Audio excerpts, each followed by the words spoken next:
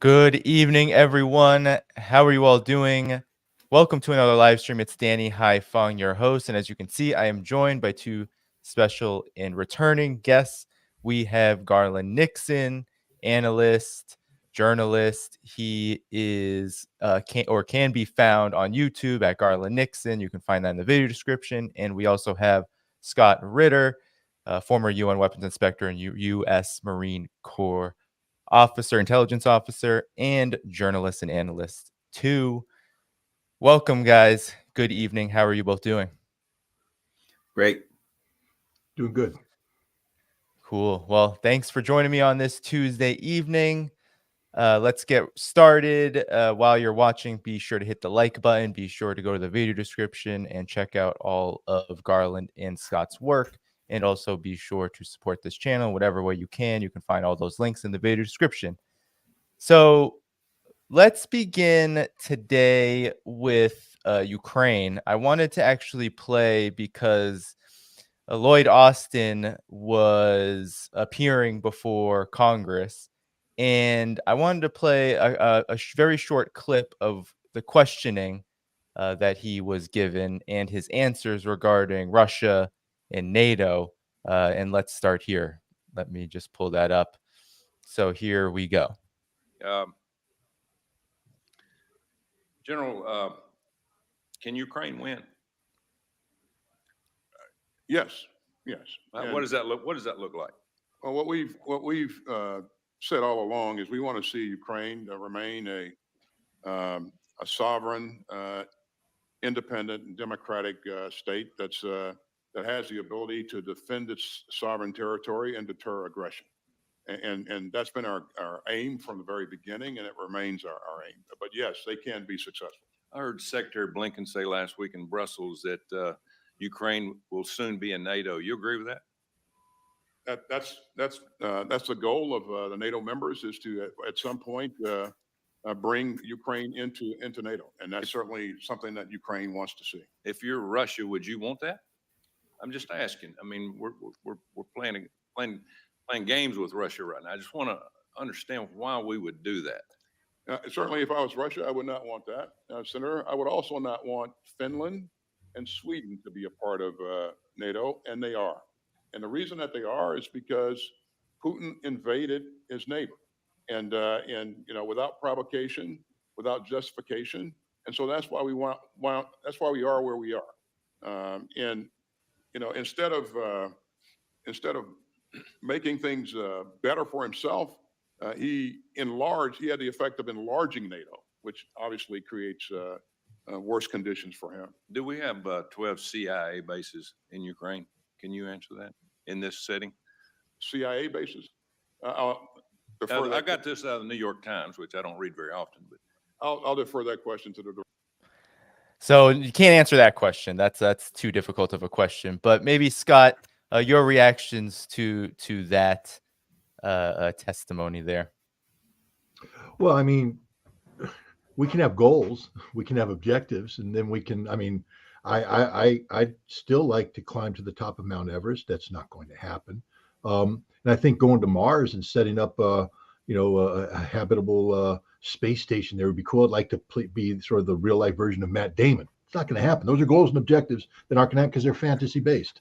I had a very interesting conversation today with Vladimir Olyenkin, a Ukrainian politician, was a member of parliament for 3 sessions, who went to Russia after the 2014 Maidan coup. And today he is part of this Ukrainian government in waiting.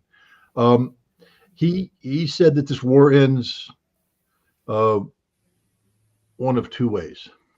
It ends where victory is decided by the victor or of the victor, meaning either the victor is going to impose or the victor is going to be gracious, one way or the other. And that's the only latitude you have with negotiations. If you choose unrealistic objectives as the basis of any conflict termination, then Russia is just going to impose its own will on this.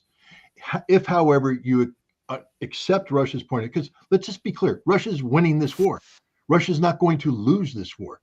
Ukraine can't win this war. I don't know what Lloyd Austin is smoking, but Ukraine can. And here's the other thing: Ukraine will never be a member of NATO. Did you see him almost smile?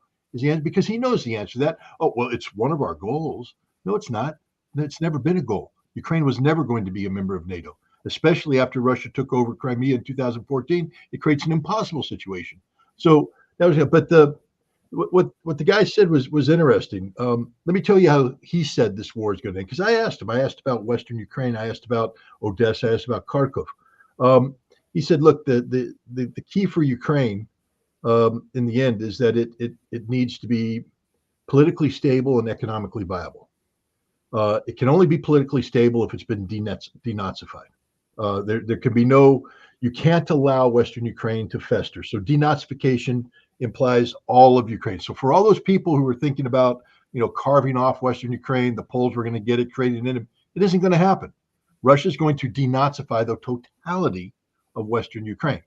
But here's the other thing. Does that mean automatically now that Russia takes Odessa and Kharkov? Because I've been operating under the assumption that this doesn't end until Odessa has a Russian tricolor, put over it. He said that the Ukraine that Russia's talking about now, because notice Russia's been fairly silent on the issue of Kharkov and Odessa. In fact, Russia has been talking about buffer zones and things of that nature, but they've, other than Putin saying Russia, Odessa is a Russian city, the Russians aren't talking about taking more territory, organizing more referendum. Why? Because Russia's going for the whole boat. It's not going to be about taking Odessa and Kharkov. Russia's going whole hog.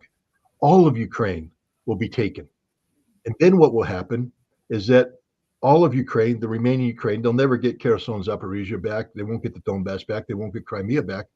But they may retain Kharkov and Odessa and the rest of it, as long as, and here's the kicker, they become part of a political economic union with Ukraine, Belarus, and Russia. Totally, there's no room for EU membership. There's no latitude for any of that. It's Ukraine, Belarus, Russia as an economic political union. Ukraine will still be a sovereign state, but it will be an economic union, meaning, and this is what he said. He said, this is how we rebuild the Antonov factory. Because he said, if Ukraine becomes part of the EU, Ukraine only exists to provide cheap manpower and to become a place that consumes Western products. So Ukraine will always be in debt and will never be able to dig itself out of this hole that it's in. But for Ukraine to rebuild, you have to rebuild all of the industrial base that gave it relevance during Soviet times. But what gave that industrial base relevance in the Soviet times was its connectivity to the Russian market, to the Soviet market. That's what Belarus has done. Belarus has tremendous defense industries that have retained, from the collapse of the Soviet Union until today, direct connectivity with the Russian defense industry. The trucks, the big trucks that are used for those Topol missiles and the Yars missiles, and they're made in Belarus. There's connectivity. And that was the most realistic assessment I've heard about what Ukraine looks like afterwards. And it's the only assessment that can be. And so Lloyd Austin, Tony Blinken, anybody in the Biden administration, they're fooling themselves. I mean, they literally are living in a fantasy world, and there's just no connectivity there. And Russia will dictate the outcome of this conflict. And I think that dictation is going to take place sooner rather than later, given what's going on the front line. I'll say this. One thing was obvious, and that was that, Lloyd Austin was just lying. He was just right out of his, just looking at him and lying. Why? Because both people, the questioner and the questionee, both know the truth, that they don't view Ukraine as a country. Ukraine is a political tool They don't see Ukraine as a country. Russia sees it as a country. Russia sees the Ukrainian people, as human beings, as brothers, Slavs, etc. To the United States and to those, neocons and ghouls, it's nothing but a political tool to be used. And when that tool is finished, if you need a screwdriver, you take it out of your toolbox, you tighten or loosen your screws, and when you're done, you either put it in a screw, throw it away, lose some, maybe it's disposable. So to them, Ukraine is disposable. He doesn't have to have a realistic conversation about what happens to Ukraine in the long run, because he doesn't really care. If it works as a tool to weaken Russia now, if it works as a tool to be problematic for Russia, hopefully it can be problematic for Russia in the long term. So they see it as nothing but a political tool. The problem, I think, is this, though. Austin and the neocons started off, and the lies about Ukraine were so they could use it as a political tool. So they could lie to the American people, and the American people wouldn't know their evil machinations, right? And they could say, oh, we're doing it for democracy, etc. Now they have to lie because they're caught in a trap of their own making. Now they can't walk away from you. They can't get out of it. Europe is falling apart. The people in there are restive. You're starting to see George Galloway. You see Slovakia elections. They're starting to see elections where there's a political sea change happening, beginning in Europe. So now, rather than lying, they started off using this political tool, and now they're trapped by that political tool, and they can't get rid of it. And they're trapped with their other political tool, which is Europe. So they're in a world of trouble, and he's lying to try to protect himself and try to buy time. And the time they're trying to buy is till after the election. They're horrified that this thing's going to collapse before the election. And I think it probably will. I don't think the Russians are in any rush. I don't think the Russians are in a hurry at all. That things are going their way. The U.S. is tied up in various places. Why? They don't need to rush. Yeah, and I mean, when you say things are going their way, we had Zelensky on CNN. This is what he had to say just recently. If Congress does not help Ukraine, Ukraine will lose the war. And we need to find a public format for this. If Ukraine loses the war, other states will be attacked. Volodymyr Zelensky. So Zelensky is sounding the alarm. They will lose if they do not get this aid. Scott, maybe we can get you back in here to talk about what are the dynamics at play with regard not just to this aid, but really what's happening right now to Ukraine. As we hear all this bluster, too, of oil refineries being hit in Russia and some of these other attacks that are really maybe taking our eyes away from what's happening to Ukraine on that front line. Well, again, I just want to reiterate that Ukraine's not winning this war, and Ukraine can't win this war. It's a war, and Ukraine, given the resources that have been provided to it by NATO and the collective West, Ukraine is capable of landing a few blows, and they have. I mean, kudos to them. But if we had to compare and contrast the damage to Ukraine's energy infrastructure and the damage to Russia's energy infrastructure, it's night and day. I mean, Russia, nobody wants to have a refinery get hit by a drone and have a fire take place, but it's not irreparable damage to the refinery. You're hitting a storage tank, you're hitting a transfer pipe, you're bursting it. There's going to be there's going to be liquid spill. There's going to be fire associated with that. The fire's put out, the spill's cleaned up, repairs are made, and the refinery's back in business. Ask Kharkov how things are going after its power station was hit. They're saying it isn't going to be up for years. Welcome to the difference. This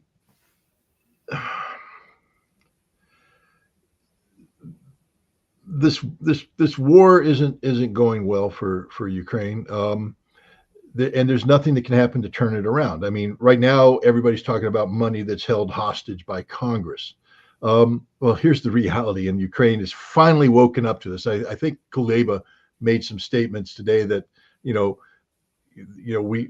domestic politics is now dictating the future of Ukraine. Hey, dude, domestic politics was always dictating the future of Ukraine. Ukraine, is a tool of the United States, and foreign policy, especially when you get into election years, is always linked to domestic political reality. I mean, what's half of what's driving Joe Biden in the Middle East and Gaza right now? How it's playing at home domestically with the presidential election coming up. The same thing with Ukraine. This money has been tangled up in border security. And Mike Johnson can sit there and play word games with the Democrats all he wants to assuage them. But the bottom line is that money's not leaving as long as Donald Trump is the nominee of the Republican Party, because that money's holding Joe Biden hostage, making Joe Biden look horrible on the issue that will probably cost him the election, which is border security. And, so why would Mike Johnson, a Trump loyalist, sit there and go, well, hey, Donald, love you, man, but I'm going to do Joe Biden a real solid here. I'm going to go ahead and release the Ukraine money, the Israel money, the Taiwan money without any linkage, without requiring any changes in border security, and I'm going to undermine your presidential election. That isn't going to fly. And so Mike Johnson's a stormtrooper for Trump, and he's going to keep that money tied up until Joe Biden makes the kind of concessions on border security that the Republicans want. And Joe Biden won't do that, because that's then conceding that Donald Trump was right all along on border security and Joe Biden was wrong. And so I personally believe that there's not a snowball's chance in hell this money gets released by Congress, not anytime soon.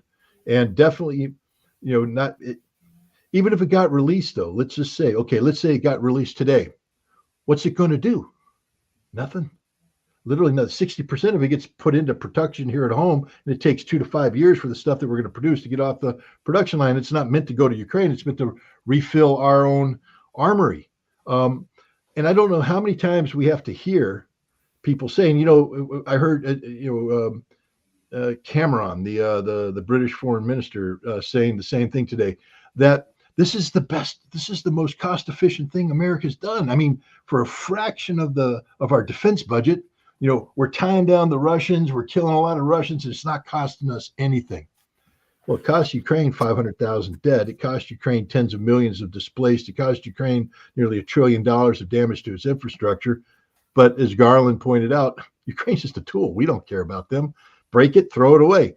And that's the most disgusting platform. That's the most disgusting stance a human being can take, especially if you call yourself a patriot. I mean, I consider myself to be an American patriot. I don't believe anything's going on in Ukraine worth a single drop of American blood. But if I did believe that there was something there, if I did believe that U.S. taxpayer dollars should be, sent to Ukraine, those taxpayer dollars have to be attached to American boots on the ground, and that the blood that's going to be spilled in this fight is going to be American blood. If this is an American cause, if this is good for America, then Americans need to die. But we're not willing to let any Americans die, which tells you that this has nothing to do with American security. Nothing to do. This is all a political game, a geopolitical game. Because the moment it has something to do with American security, we'll have our military there. But not now. We don't want our military there. We don't want to have anything to do with it, which tells you everything about the seriousness of the American approach. The fact that we allow something we claim to be an existential importance to us to get caught up in the silly season of American politics, presidential politics, to be held hostage by Congress at a time like this, that means that we're not serious about Ukraine. This is where Garland, again, is 100% right. Lloyd Austin was lying through his teeth. Ukraine means nothing to us, literally nothing to us. It's a game we're playing. We're playing a game, just like we did with Afghanistan. A tragic 2 decades long game. But in the end, when the game got inconvenient, it was boring, we didn't want to do anymore, we ran. Just like we did in Vietnam. How many times did you hear how important Vietnam was? Domino theory, communism, got to stop them here, boom, boom, boom. But when it became inconvenient, gone instantly. And what happened? Not a damn thing. Just like what happened in Afghanistan. Did the world come to an end? Nope. Let me tell you what's going to happen when we run from Ukraine. Not a damn thing. Nothing's going to happen. Because Russia has no intention of invading Europe, moving on. There's not going to be another fight. Russia has every intention with creating a political and economic union with Belarus, Ukraine, and Russia, and calling it a day. Two things I'll say. Number one, You know, let's say the three of us are on a desert island, we're all starving. And I reach into my bag and I say, guys, good news. What? I got $1 million. I'll give each one of you guys 333,000. So we're all sitting there with 333,000. You know what we're going to do? We're going to starve to death with $333,000 each because there ain't no food to buy on that desert island. So let's just say they say, you know, 100 billion ain't enough. Let's give them 1 trillion. Let's give them 10 trillion. Here's your 10 trillion. I'm sorry, there's nothing to buy. Think about this. If the US had all of these rounds, if all of these rounds were available in Europe, do you think they'd wait around for the money? They'd give them to them now. They'd already have them. If all the money comes through, they can give Ukraine money. Now that they can do, they can launder some money into Lockheed Martin and Northrop Grumman. They can send some money to the oligarchs and they'll, I guess, buy some more crypto, whatever the hell they did that for. They'll do some way to launder the money, but the hardware that they need is not available. That's why they're calling Saudi Arabia. They're calling all around the world right now looking for, and if they found it, they'd get it and send it there. So in a way, I could make an argument that there are people who are with Biden administration thinking to themselves, we'd be better off if we don't get the money. Number one, if we get the money, everybody's going to say, now you got the money. Okay, buy them all the stuff and send it to them. And they're going to go, well, yeah, we're looking around. We're trying to find, so it exposes that the industrial capacity of the West for military hardware is kaput if they get the money and they can't buy anything. Number one. Number two, they're going to lose anyway. If they don't get the money, they can then say, we would have won if they'd have only given us the money. But if they get the money, they don't have that. So I think not having them the money gives them an excuse because they know the hell they're going to lose. And they can just say, oh, if only we'd have got the money, it's all the Republicans' fault. It's not going to work, but they at least will have that. I think the worst thing that could happen to them is to get the money and then they're exposed from one end to the next. Just think about this, how bad this is. Here you go. You want 60, here's $80 billion. A month later, the lines all collapse. In Ukraine and the Russians are overrunning the lines and everything, and nothing changes whatsoever. Let's say the Russians continue what they're doing, nothing changes, or the lines collapse. And everybody's like, well, you said if you got $60 billion, you could fix things. You got the $60 billion. Now they're going to catch hell for losing and for wasting $60 billion. I don't think they want the money in a way, Scott, Danny. Yeah. Yeah, and as you both were saying, I mean, the lying through the teeth, even just that clip of Lloyd Austin in front of Congress, all parties there sounded like they were just reading from a script until they asked about the CIA bases, and then it was, no, we can't. Did you notice one thing? The smiles started to come out. Yeah, one quick thing. Tommy Tuberville said, can Ukraine win? And he said, yeah, I think they can be successful. He changed it from win to successful, and then they can redefine what's successful. There's maybe one person left alive. Okay, that's success. Yeah, everybody didn't die. They were successful. Yeah, and maybe Scott can get you in and talk about, there's been these mystery attacks on the Zaporozhye nuclear power plant. I think we know who's attacking the power plant. There's also reports, and I've noticed this especially after Avdiivka, there's been a lot of talk about, as you said, Garland, like defining what success is. Well, success is Ukraine hasn't been completely destroyed just yet, and a lot of emphasis on how much Russia is losing. I think UK intelligence has come out in the last couple of days and said something like 1,000 Russian soldiers per day are dying. So, Scott, I want to get you back in here just to, if you could comment on what you've made of how, especially Western intelligence, you mentioned David Cameron literally talking to Donald Trump to try to get him to change his stance. I mean, a lot of this seems desperate, but at the same time, it's being portrayed as this kind of, I don't know, PR ploy for making maybe the conflict look better, or look like it's going better than it actually is going. Well, let me put it this way. Russia today is suffering the lowest casualty rate that it has since this war began. They are so overwhelmingly dominating the front lines right now. you're literally at the point where it's not 10-1. We're talking 20-1, 30-1, 40-1. So for every one dead Russian, you're going 20, 30, 40 dead Ukrainians. It's just totally out of balance. The Russians are accumulating military power every day, massive quantities of troops and equipment. British intelligence from the very beginning, they're first of all, let's understand this. If it's really, really good intelligence, you don't release it to the public. The fact that British intelligence, first of all, normally speaking, why is intelligence getting in the PR game? It's not their job. Their job is to inform decision makers. Okay, so the way it should work is that British intelligence briefs, the decision makers, the customers. Then the customers sit there and take that intelligence, and the customer goes forward and starts saying, well, we believe that the Russians are suffering very high casualties, da da da da. But when British intelligence coming out, you automatically know that they're in the information warfare game, and their job is to spin. But who are they spinning? I mean, I would imagine that the Russian high command has a good idea of what their casualty figures are and how many people they're losing on the battle. They don't need British intelligence to tell them what they're doing. Putin doesn't need to hear it from British intelligence. The Russian people certainly don't believe British. So British intelligence is impressing whom? A Western audience. For what purpose? Russia doesn't care anything about the West anymore. Nothing. They don't care what we think. They don't care what we eat. They don't care what we dress like. They don't care what we smell like. They just don't care. I mean, they'd like to be friends with us, but they don't wake up in the morning and go, gosh, what is the West thinking about us today? I mean, could you imagine somebody waking up in Vladivostok tomorrow going, I wonder what British intelligence is saying about how many casualties we suffer today? They don't care because it doesn't matter. So I don't know, I think sometimes we in the West get caught up with our own, our own propaganda, the information warfare that we're waging against ourselves.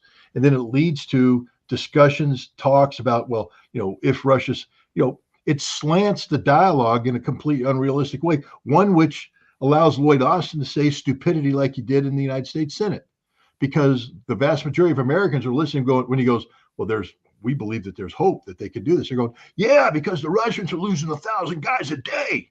And therefore, Lloyd Austin's right, man. 1,000 guys a day. And they listen to other people. Russians have lost half their tanks. They got no tanks left, and all this stuff. No, Russia's got more tanks they know what to do with right now. They're equipping not just the forces in the special military operation, but the expansive, rearming that they're doing elsewhere. Ask Finland how it feels to have a St. Petersburg military district with 70,000 Russian troops now being formed opposite Finland. Well, we joined NATO and now we feel less secure. Broke the code. I get tired of, I go on X, I go on Telegram, I read all the Western, spinmeisters, and it's totally irrelevant. It's so far removed from reality that and then what are you supposed to do? Engage with them? How do you engage with stupidity? When people have bought into a lie, it's one thing to try and talk to somebody who's willing to listen and learn and has facts to put on the table, because then I can listen and learn. But when you engage with these people, they'd have nothing to back up what they say. And so, the engagement goes in a different direction that's just counterproductive and not conducive to anything. So I've given up paying attention to what the West says, because it just doesn't matter. What I learned a long time ago, and I was taught this by Ray McGovern. We all know Ray, good man, former CIA analyst, a briefer to the President of the United States. And Ray believes the same thing I did. During the Soviet Union, Ray worked for an entity called SOVA, Soviet Analysis. I actually think Ray predated SOVA. That's how old he is. But, he said, we had a whole bunch of guys whose job was, to read the tea leaves, sip tea, throw it down, read and see what's going on in the Kremlin. You get that photograph of the Kremlin people, and you say, who's standing next to Brezhnev? Oh, last year he was 5 removed, but this year he's 3 in. That means this, that, and the other thing. And McGovern's like, why? Why don't you just read the Soviet press? they had this thing called the Foreign Broadcast Information Service, FBIS, that every day published a thick a composite of translated newspapers, radio, TV broadcasts, all there in the public, it's all publicly available. And when you read it, and you can do it today because you read it today and you go, there was no spinning here. There was no what should I say? There was no BS. There was no, lies. They were telling the truth. It's just that we never took the time to learn, to listen. We just assumed everything they said was a lie. Russia today is organized in the same way, the same philosophy as was the Soviet Union. When you have the Russians come out and give a report, it's truthful, it's factual. That doesn't mean that they never spin. Of course they spin. Everybody spins. But they're spinning facts. They're not spinning fiction. And that's the difference. And so, all we have to do is listen to the Russians. They will tell us what's working, what's not working. And it's just a far more accurate way to go about assessing what's going on than this fantasy world that's being crafted by the West. Yeah. I went on this network a while back. I went on a network with someone who was this person was I forgot which president she was an advisor to, but she was one of these, intelligence advisors with what do they call that? That Avril Haines is in charge of, but the intelligence circle right around the president. And at that point, I realized that something was very much amiss with these people because they asked me a question and I answered. And when they asked her, she was like out of breath. When they said, well, Vladimir Putin said so-and-so. And she was like this, literally, you can't believe anything he says. Everything he says is a lie. And she's doing all of this, like going on, Putin's a liar, blah, blah, blah, he's the demon. And I thought to myself, first of all, you need to calm down and catch a breath and get a drink of water or something before you choke yourself to death. And secondly, how can you evaluate things rationally if you start off in basically saying the adversary is a liar, everything that he says is untrue, you can't believe anything he says, which means that we have to come up with the scenario. We have to say, this is what Vladimir Putin, well, remember, there's no such thing as Russia. There's only Vladimir Putin. We have to come up with a person. It's Maduro. It's Assad. Oh, you're an Assadist, an Assad lover. It's, Putin. It's whatever, right? You come up with a person to demonize the person. The country doesn't even exist anymore. There's no Russia. It's just Putin with these people. But I didn't say a lot. I said what I had to say, but I realized that these people come up with a narrative. And if facts come about that could possibly do something to disprove part of their narrative, they just attack the facts. That the important thing for them is that they have a narrative, that they adhere to their narrative, and they continue to push the narrative. And eventually the narrative falls apart, as it will. But the issue is this. There's one thing when a narrative falls apart and it's Cuba or it's Syria, which is terrible for the Syrian people. Lots of people died, etc. It's another thing when it's China and Russia, because you start messing around on the Russian border, the Russians are going to defend their border, and they ain't going to defend it with a narrative. They're going to defend it with artillery and hypersonic missiles. And narratives don't do really well against artillery and hypersonic missiles. And that's what the Ukrainians are finding out. I remember a while back, I kind of made a little bit of joke based on an old Russian joke. But basically what I said was, there were a couple of Ukrainian soldiers there, on the line, missiles, bombs are falling, artillery's falling around, and they called for headquarters and said, we need backup. Can you get us out of here? Evacuation, anything. And headquarters called back and said, well, the bad news is we have no backup. We can't evacuate out there. You're doomed. The good news is we're winning the information war on Twitter. That's it. That's what they got. They're winning the information war on Twitter. That's what they're trying to do. And they're successful in what they're doing. But at some point, artillery kind of wins over an effective tweet from some guy with a freaking dog as his profile picture. Shiba Inu. Yeah, right. I'll take an artillery round over a Shiba Inu any day of the week, Scott.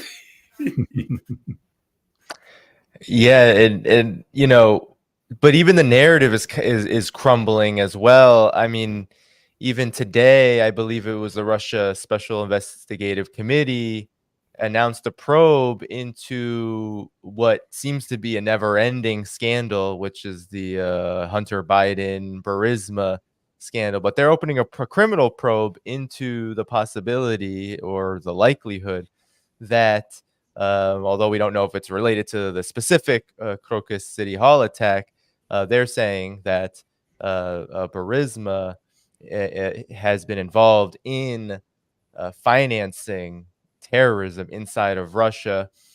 Scott, what do you make of this in light of this, as you said, this like constant narrative war that is so divorced from reality? How do you see this development? And maybe you could put it in the context of this larger search for the culprits of these attacks that are occurring in Russia recently, the Crocus attack.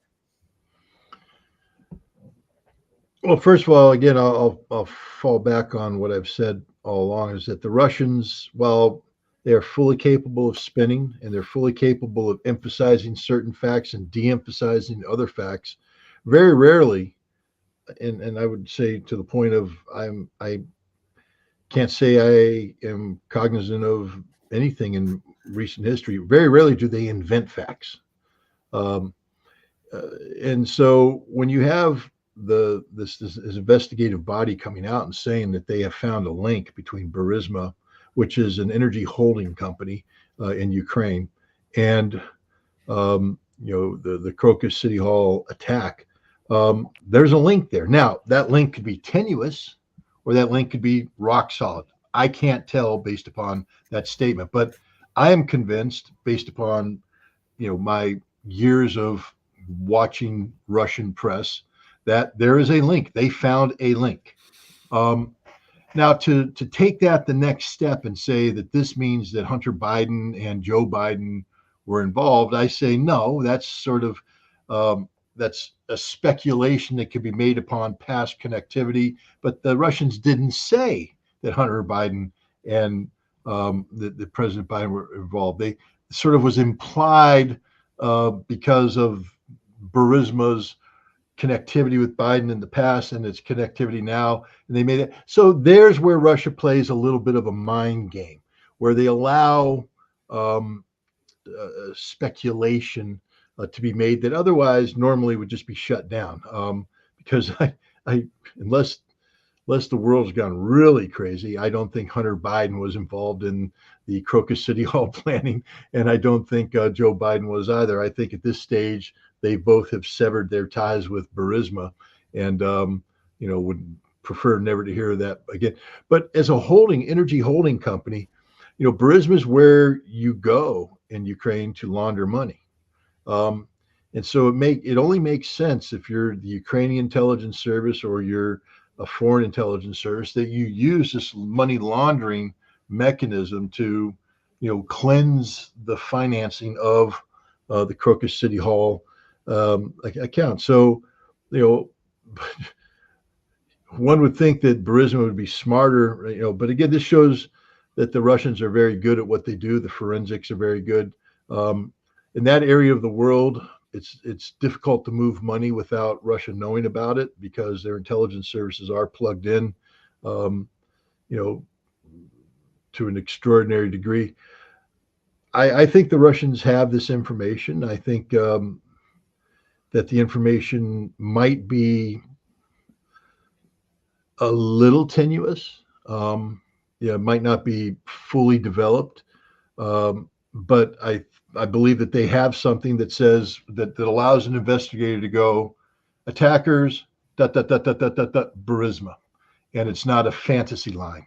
It's a real connecting of the dots, etc. I just don't know, how solid that line can be right now, or if it's sort of sketchy. But there is a connection between the attackers and Burisma, and that I'm certain. And I'm also certain that the Russians, when they say that Ukrainian services were behind it, and now they've gone a step further and that the hand of the West is behind it as well. I believe that 100% because the Ukrainian services can't do this kind of operation without assistance, guidance, and direction from Western intelligence. I also believe this. I think that South Africa opened a can of worms, and here's what I mean. I think that the U.S. is always talking about, we've got norms and international law. They're accusing other people of violating international law, et cetera. So South Africa said, oh, well, great. Well, we'll go to go to court, and you like international law so much. Let's see how you like it when it's, when it is, brought to the attention that you may be in violation. Okay, here's my point. I think the time will come when the Russians, when they get, they may wait until after the special military operation. I don't know what their timing is on that, but I think that they're going to be, the people who did this, who sponsored this, are going to be really, really sorry, because what they've done now is they have now set the Russians upon a course of searching to see where all the dirty money's going in Ukraine and where this money's connected and how they can connect it to. I suspect that the time will come when the Russians will go to the ICJ themselves and say, okay, the Ukrainians were involved in terrorism. Russia was involved in terrorism in violation of, the U.S., Macron, whoever they have it on, in violation of, international law and UN, agreements, et cetera, et cetera. And here's our evidence. Now, don't get me wrong. The U.S. et al. Can all say, well, we're not going to abide by any of that. But when the Russians lay that out in the ICJ and say they were involved in terrorism, and here's the evidence, here's who did it, here's where the money came from, here's where we tracked it, we got this person to talk, and they lay the evidence out, it is going to be extremely embarrassing for the West, and it's going to put them in a difficult position. So I think the Russians' plan in the long term is to gather really, really solid evidence and expose it, and I would suspect maybe go to the ICJ and make a claim against the United States and whoever, maybe the UK, whoever did it, and force them to either come and answer for themselves or simply disregard and say, we're not going to get involved in it, and just finally once and for all say, we're going with the rules-based international order and we're going to ignore international law. So I think that's what's going to happen in the long term, and it's going to be ugly for the parties who are involved. And I'll add this, and I don't think the Russians, now that they've started going down that road of searching to see where all the dirty money is, I don't think they're going to stop. I think once they get to going down that road, they're going to find everything they can, and it's going to be interesting to see what they find.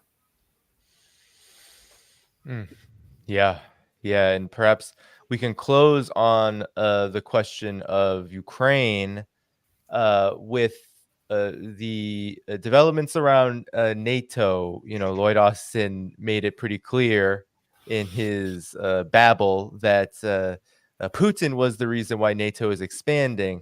Yet at the same time, you have all of these attempts, it seems like. And I'm curious, Scott, on your assessment of this. There seems to be a lot of worry about Donald Trump winning the presidency and that changing the calculus of U.S. policy on Ukraine. There's also been for example, we've talked about Emmanuel Macron and France kind of coming in and saying we need to send troops there, and kind of an argument that has been, at least for now, silenced in some ways. But still, all this talk about Ukraine membership, Putin is the reason why NATO has expanded, and you also have this kind of panic about Donald Trump. Does this mean anything, Scott, or is this simply some kind of distraction as they try to buy time? The United States and NATO tries to buy time in this conflict. When I spoke to Russia's ambassador in the United States, Anatoly Antonov, he has a word he likes to use all the time. It's one of his favorite words, and he wishes that it existed. It's called predictability. He loves that word because with predictability, you don't need things to go your way, because his job as a diplomat is to formulate policy options based upon what? Something that's predictable. because if you have stability that brings predictability, then your policies as you develop can actually address them. You know, the old saying, you can't solve a problem if you haven't accurately defined the problem. One thing you can say about the Biden administration, love them or hate them, they're predictable. There's a certain element of predictability built in, which allows Russia, for instance, the Biden administration is so very predictable on Ukraine that Russia has been able to sustain a singular policy approach towards Ukraine over the course of this conflict. They're not jumping all over the place, changing as the wind blows. Trump. I mean, there's a lot of people that say, oh, well, Trump's going to pull out of NATO. No, he's not. No, he's not. First of all, he doesn't get to make that call. It's a treaty. Congress has to be, along with it. The president can make a recommendation, but if the Senate doesn't go along with it, we're not out of that treaty. And right now, staying in NATO is very popular in Congress. Look at Trump. He started by talking tough against NATO last time. Then he went to NATO, and next thing we know, he's saying, I've made NATO stronger than ever before. I mean, which one is it, Donald? Is NATO a Cold War relic that no longer has relevance? Or did you just make it stronger? That's sort of like unpredictable. And so now you're the Russians going, Trump's going to come in. What's he going to do? First of all, the notion that Donald Trump's going to pick up the phone, call Putin and save the world is absurd, because what's he going to offer Putin? I mean, some people have put out, speculation about Donald Trump's peace plan in Ukraine, and they put out a stupid map that shows, demilitarized zone in Kharkov, Sumy, and all this area along the Russian border. But then it says the rest of Ukraine, and it goes down and shows Odessa. And I'm like, I can guarantee you that Russia would never allow a demilitarized zone that didn't include Odessa. It's stupidity. But now what happens? Trump puts it on the table, and the Russians look at it and go, no, that's not going to happen, boss. No. Is he going to go, oh, okay, let me be reasonable here. How do we work this? Or is he going to go, no, I'm Donald Trump. I told you what my plan is. I'm the great man. You're fired. And next thing you know, he's going to get into the, I need to make NATO the strongest alliance in the world. We have to stand up to the Russian threat. Wait a minute, just unpredictability. So I think Donald Trump is the worst thing in the world that could happen to American foreign policy from a predictability standpoint. It's a very dangerous thing. Now, sometimes unpredictability is good. Let's take what Donald Trump did in his approach to North Korea and their nuclear weapons. He broke free of that, and he followed through. Had he been given a chance to follow through, there may have been something, but he was betrayed by John Bolton, by Mike Pompeo, and others. So if Trump came in, and instead of trying to demand something of Russia alone, that's his solution. I'm gonna solve this. I'm gonna demand this of Russia. Boom. Instead, if he came to Russia and he said, "Hey, what do you want?" And and then, okay, if I give you that, if we do this, you want recognition of Crimea, you want recognition of them, you want Ukraine to be non-NATO and all that. What do I get? What do I get to come out and come on? Because that was his approach to North Korea. You want sanctions lifted, you want investment, you want normalized economy. What do I get? Denuclearization. And that was going to be the quid pro quo. I think that's off the table right now. But but there was a while there where it was on the table, and the North Koreans were serious about putting it on the table. I think if Trump approached Russia with a genuine understanding of the Russian perspective and what Russia needed and what he wanted from Russia, so that it was a genuine horse trade, and he was willing to stick to that predictability, put something on the table that isn't going to change every time the wind blows, predictability, then Russia could deal with that. But Trump isn't capable of that. He's just all over the map. He's all about me. He's the giant ego. And the moment he puts forward a policy directive that gets challenged, that gets pushed back, he has to come up and fire and fury, pound the table. We're going to nuke you. You can't go against America. And I don't think Trump solves anything. I know NATO's frightened of this, but let me also say this. When it comes to Ukraine, I think the Ukrainian crisis is going to be resolved.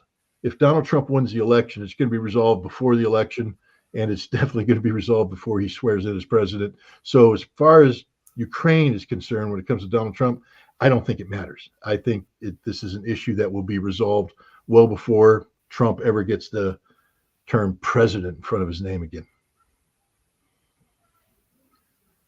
Yeah, I agree with Scott. I think that the Russians are on course. When I don't know how long it's going to be. But I don't think much past. So of course, we said that last summer, but things are far different now. They're out of.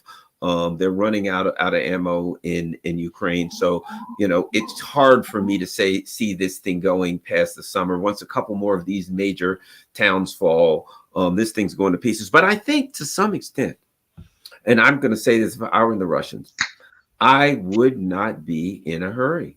Same with China. You know what I mean? I would not be in a hurry for this reason. Ironically, the very plan for Ukraine by the neocons is what's coming back on them. Remember, it was supposed to weaken Russia. It was supposed to tie Russia up in there. Remember, they said, like Afghanistan, they'll be tied in there forever. Their people will get angry and turn on them. Oh, it's going to be terrible.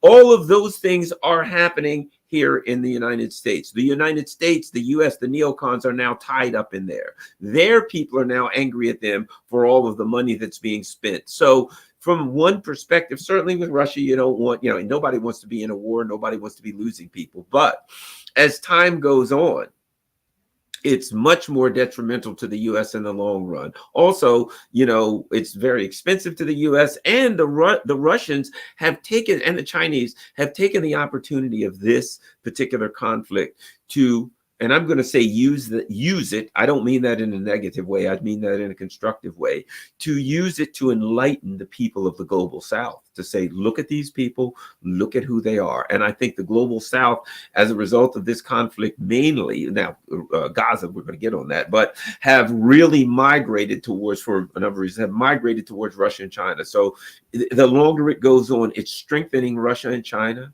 It's strengthening their relationships with the global South, and it's giving them time to build their economies, to break away. It's giving them time to break away, to work on breaking away as much as they can from the U.S. economy and redirect their commodities and their things that they sell to other parts of the world. So, in reality, if I'm the Russians, I'm not in a hurry at all. I'm taking my time. It's hurting you far worse than it's hurting me. I'm winning. I just keep going along with this thing, as we say on the boats, maintain course and speed. Yeah. Well, let's get to Gaza then. The latest news is out of the New York Times, talking about a few things. So, on the one hand, you have reports that supposedly Israel is drawing down to about a single brigade number of troops inside of Gaza. The fighting is supposedly at its lowest point since the aftermath of October 7th and Hamas's military operation leading to Israel's genocidal onslaught. And amid these reports, though, you have Netanyahu announcing that there is a quote unquote date set for the invasion of Rafah, or a continuation of this war, this time in Rafah, where many Palestinians have been huddled in due to the massive displacement and destruction of the entire Gaza Strip. So there's been a debate, though. The debate inside of the political establishment, the media establishment, is on the one hand this kind of lamenting over, oh no, there's a power vacuum with relation to Gaza because Hamas, it is supposedly no longer ruling the Strip because of this warfare. It could very well in the near future because it hasn't been destroyed. And then there are others who are saying, wow, this is going very well for Israel. Look at how they are drawing down.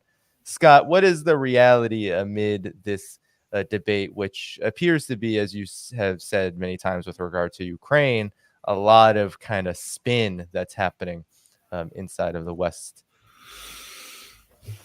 Israel said when this conflict started that they had two goals. First goal was the military destruction, eradication of Hamas as the destruction, eradication of Hamas as a military entity.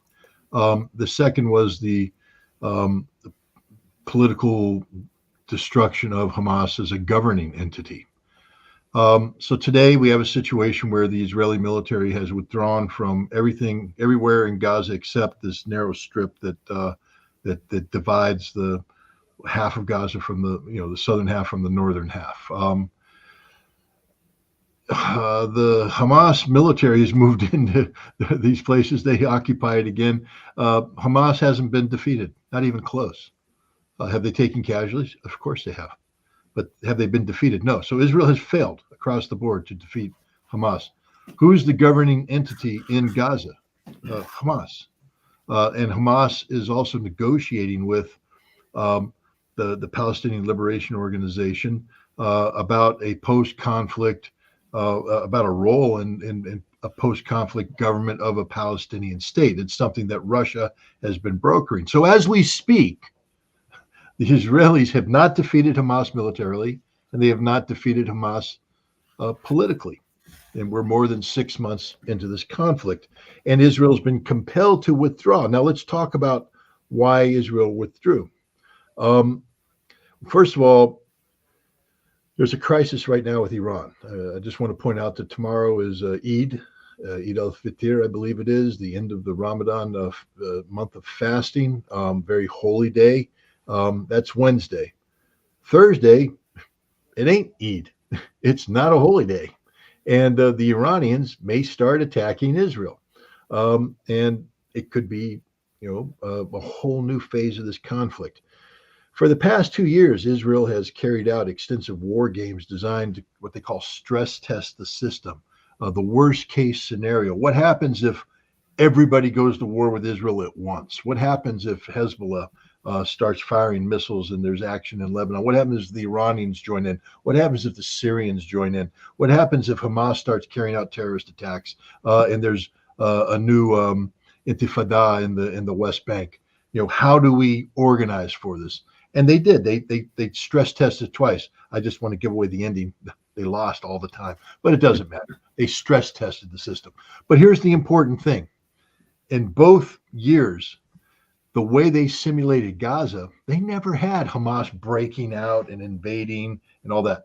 What they said is, we will send a token number of brigades that will contain Gaza and that will prevent any terrorist groups from breaking out and blowing up this and blowing up that or firing missiles. We have the Iron Dome in. The West Bank will pacify it, but it won't blow up, which means that the vast majority of their troops could be allocated to the north to fight conflicts against Hezbollah and Syria. And their air force could be totally focused towards supporting the conflict between Hezbollah and Syria and carrying out long-range strikes against Iran. That was the way they did it. What's the situation today? You had 60% of the Israeli army in Gaza. That means there ain't nothing left to do the war game up north. And so now you have a situation that Iran is threatening to attack Israel. If Iran does attack Israel, there will have to be an Israeli retaliation. And there's no guarantee that the Israelis will be constrained in their retaliation, which means they may hit Iran in a way that creates the need for Iran to strike back. Now you have a general war. Hezbollah will join in at that point with everything they have. And now Israel is facing a full-scale war against Hezbollah and Iran. They need troops for this. They need a lot of troops for this. So they pull the bulk of their forces out of Gaza and they align them up in a secondary line behind the front where they are rearming, retraining, re-equipping, resting. But they're there as a force in readiness in case Hezbollah starts making moves. Now Israel has chess pieces on the board to move that aren't tied down in Gaza. So I think that's the main thing that happened. Now they still have preserved, or let's say it doesn't escalate like that. These brigades now will be rested. They'll be re-equipped, and they can be brought back to make an attack on Rafah. But I'll tell you this, Benjamin Netanyahu will never attack Rafah so long as there's a real potential of conflict with Iran and Hezbollah. because it's a losing proposition. Rafah will suck up so many Israeli resources. It's not even funny. And again, the Israelis won't win. They'll kill a bunch of civilians, but they're not going to win. They're not going to destroy. Today we have Hamas still firing rockets out of the north. Out of the north of Gaza, they're still firing rockets. They're ambushing the Israelis in the center part in Khan Yunis, where they're not supposed to be any Hamas left. They're still there killing Israelis. So, the fact is, no matter what Israel does in Rafah, they'll just kill civilians. They're not going to defeat Hamas. And I think there's also a growing recognition within the Israeli military that this is the reality, that they've lost. I mean, I've read more and more articles coming from not just retired military officers in Israel, but active duty who are speaking confidentially to people saying, we lost this war. We've suffered so greatly. We're not defeating these guys. We don't control Gaza. We don't own the night. All these sort of things. So I think that this withdrawal is a recognition of the fact that Israel doesn't control the Gaza situation, is willing to cede control of Gaza temporarily so that they can position themselves to be able to respond to Hezbollah and maybe a larger conflict with Iran. A couple of things. I'll say this, and I'll go back to Ukraine for a second just to make my point. When the Crocus thing happened, when various things happened, right? The attacks on Belgrade, this and that, and there were a lot of discussions. My opinion was always this: Russians are winning. They know how to play the game. They understand when somebody, the Russians are winning. And so out of desperation, the Ukrainians would try to do something outlandish to get the Russians to do something else, to put their resources on something else other than the front lines, to do something else, to give them a chance to regroup or point the fingers at them. The Russians absorbed those hits and just kept plugging away, right? The Iranians invented chess. Chess was invented in Iran.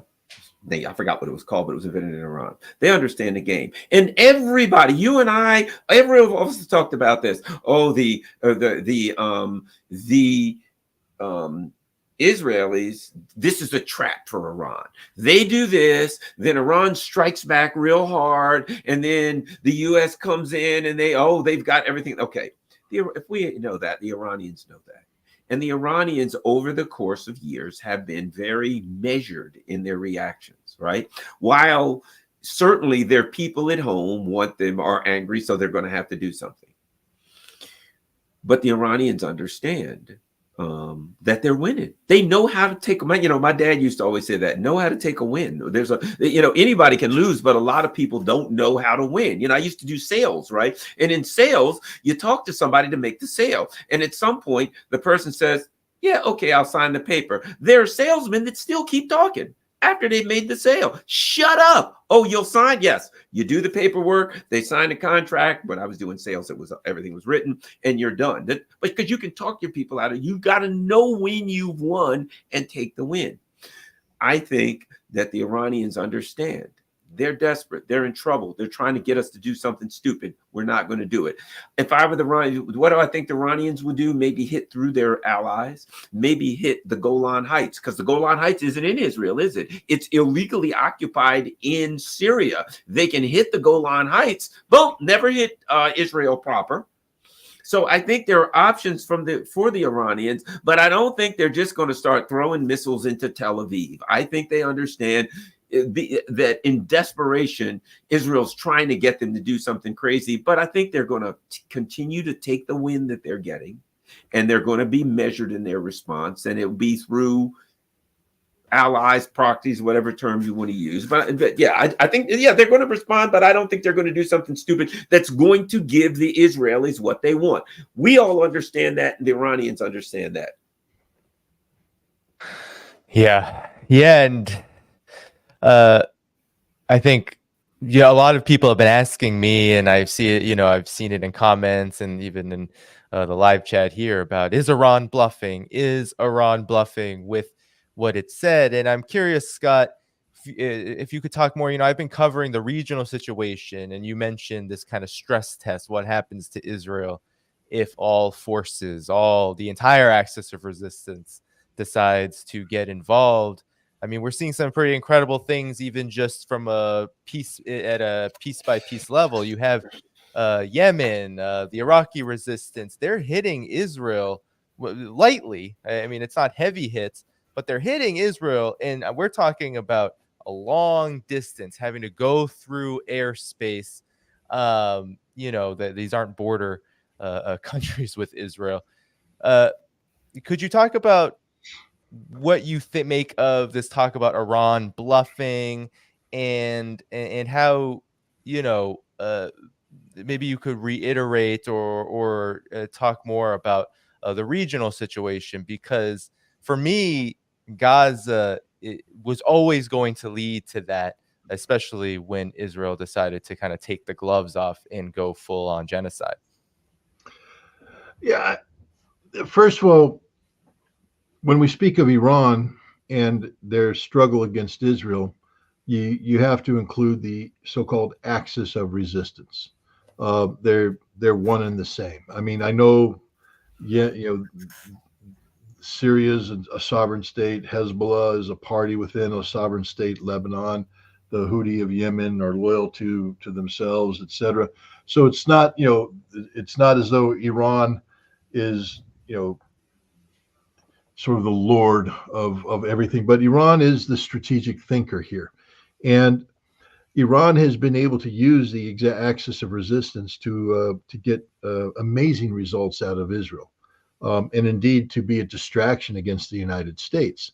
I mean, the United States right now spends a lot of time worrying about attacks from Iraqi and Syrian proxy militias.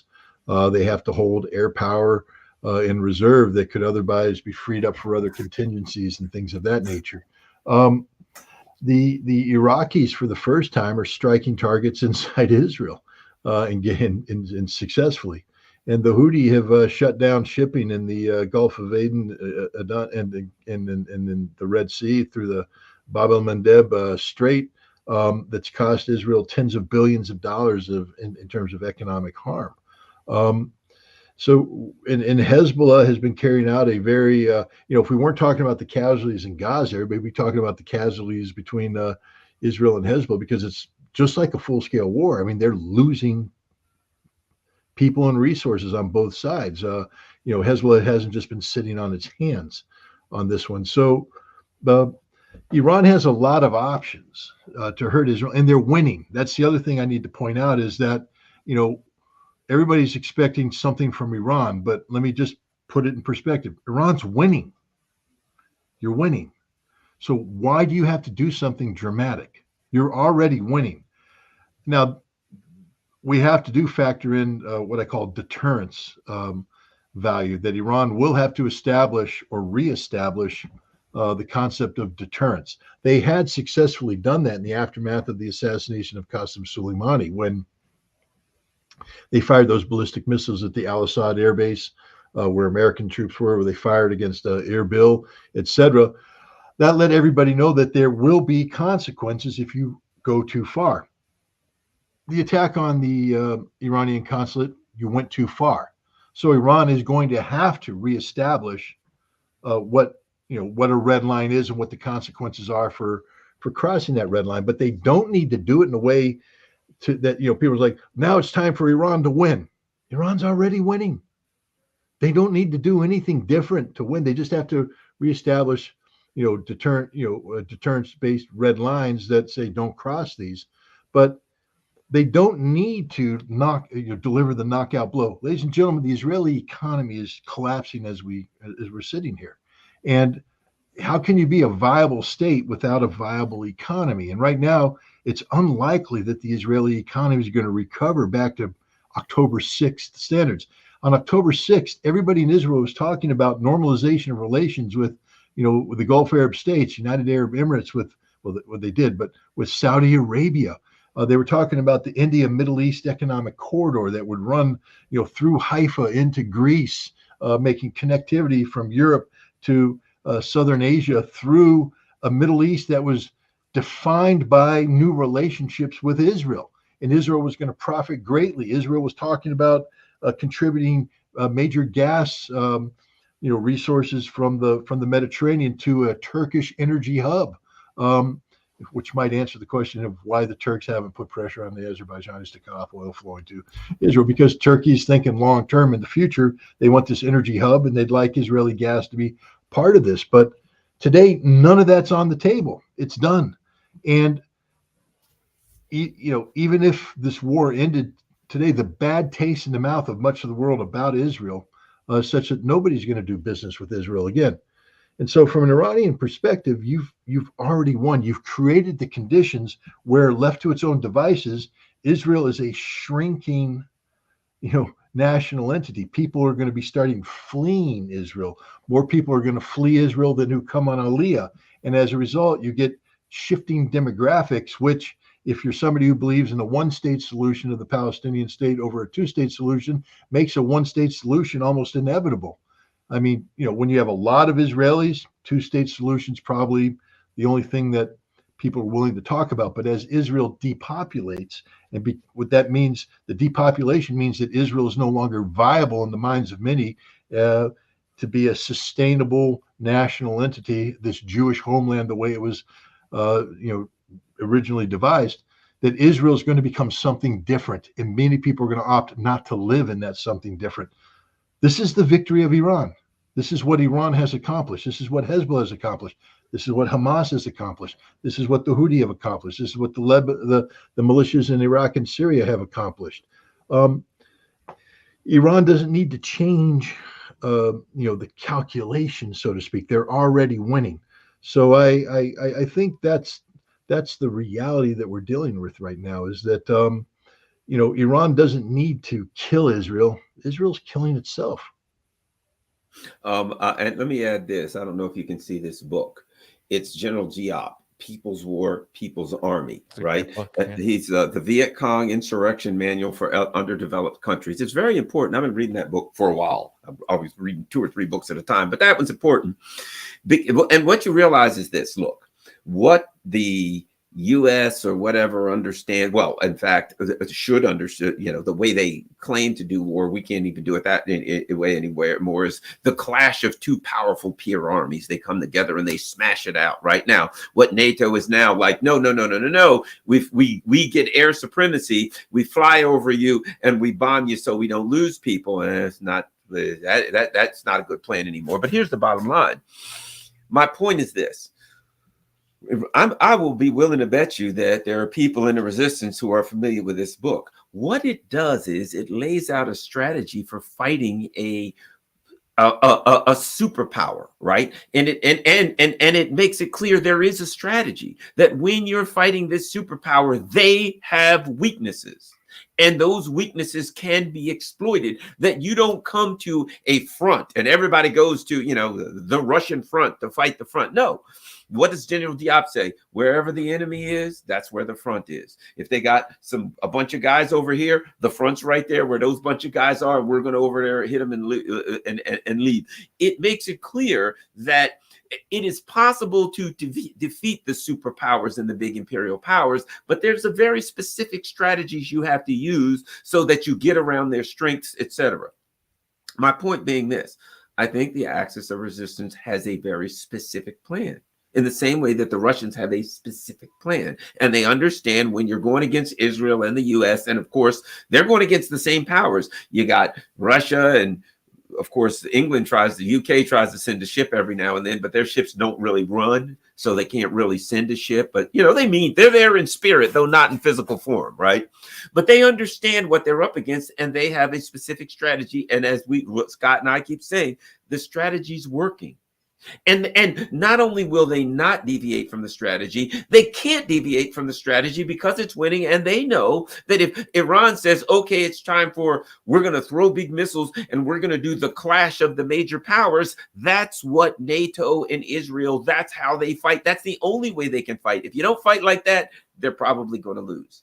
You draw them into it's like fighting these Brazilian grapplers, right? They get in close, they grab you, and, you can know everything in the world, man. When those guys get their hand on somebody and those grappling little teeny guys, you're done. They're going to twist your arm around 3 or 4 times, and every every bone in your body will be broke, right? Well, but they understand that this is what they do, and they want you to fight their fight. So my point being, getting back to, is this: the axis of resistance has Israel, the US, and all of NATO fighting their fight.